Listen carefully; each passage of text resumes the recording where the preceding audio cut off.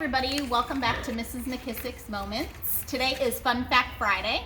I'm coming to you from my barn, and I thought today it would be fun to tell you a little bit about some of the animals that I have here on my farm. As you can hear a couple of them, we have pigs, we have rabbits, we have donkeys, we have peacocks, we have lots and lots of kitties, and I have 2 dogs in the house. So anyways, as we go through reading our stories here and there, I will feature different animals from my barn in our stories. But today, we are coming to you live from our pen with our newest family member. This sweet piglet here is called a Duroc. And girl pigs are called gilts. Boy pigs are called boars. And she is a gilt, but we need your help. She does not have a name yet. So if your parents will let you comment below on a name that you think would be great and fitting for this cute little Duroc gilt, we would surely appreciate that. So we're trying to put our heads together to come up with just the perfect name for her. So that being said, as you are hearing the farm noises, I'm going to read to you today. And our story, which is very fitting, is called Going to Sleep on the Farm. It's by Wendy Lewison, and the pictures are by Juan Wingard. Okay? Beautiful picture of a farm.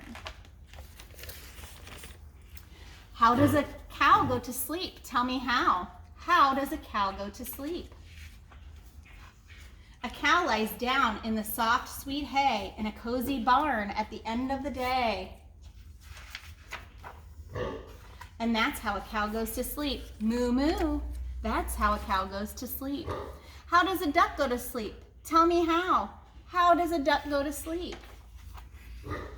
The duck tucks his bill right under his wing and doesn't worry about a thing.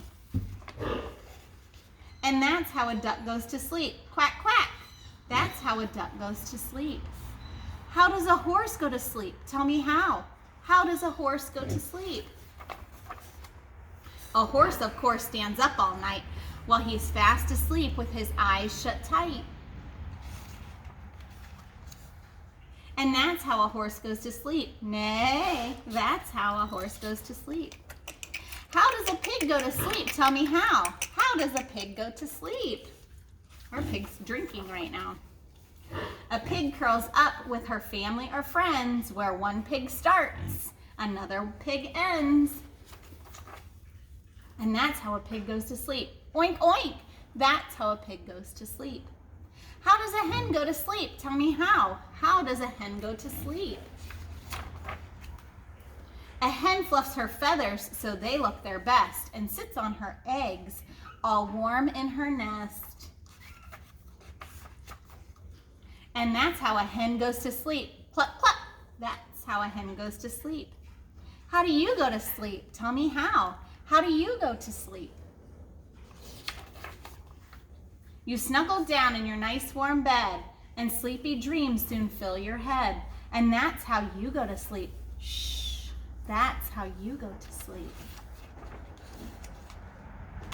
All right. Now we're going to continue the next chapter in our story, The Secret at the Polk Street School. If you remember, yesterday we talked about Dawn and her classmates in Miss Rooney's class, and they are trying to find a mystery to solve. So we're going to start with Chapter 2. Chapter 2. On Tuesday, they started to work on Timothy's idea. It wasn't a bad idea, thought Dawn. Not bad at all. It would be a great surprise for the school. Dawn walked across the stage. She took little baby steps. She had a cake box in one hand. She had a can of chicken soup in the other. A loaf of bread was tucked under her arm. It was quiet on the stage, very quiet. She was all alone up there. Then she heard something, swish, swish. She looked over her shoulder. Her red hood fell down over her eyes. She pushed it back. She tried to walk faster. Someone was coming from the side of the stage. She looked again. She saw hands. They had long, pointy fingernails. She saw a face. Hair was growing all over it. I'm going to get you, the voice whispered. It was a terrible voice. Dawn screamed as loud as she could. Miss Rooney was sitting in the front row. She clapped her hands. Wait a minute, she said. That's all wrong, said Linda Lorca. Linda was sitting at the piano. The wolf isn't supposed to say that. And Red Riding Hood doesn't scream, said Emily. I hope my idea doesn't get wrecked, Timothy said. This play has to be a good one. Dawn put the cake box on the floor. She put the bread on top of it. She put her hands on her hips. She looked at the wolf. How come you tried to scare me, Jason? She asked. The wolf disappeared behind the curtain. Jason? Dawn asked. Jason didn't answer. Some wolf you are, Dawn told him. Jason, Miss Rooney called. Jason didn't answer. Miss Rooney stood up. Dawn went to the back of the stage. No one was there. Hey, she said. She went out front again. He's not there.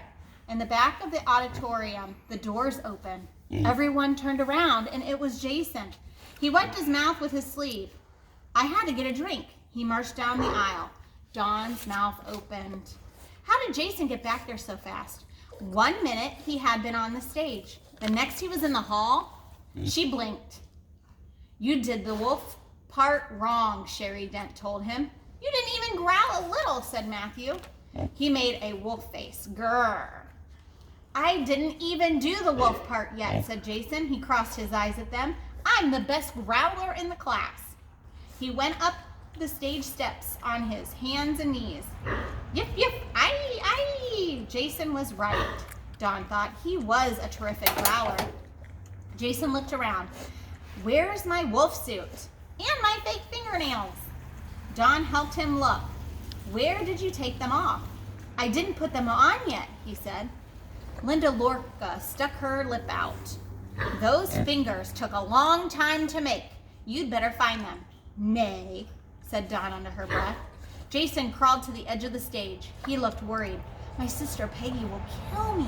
She doesn't know I took her wolf suit. Miss Rooney clapped her hands again. It's almost too late to start now, she said.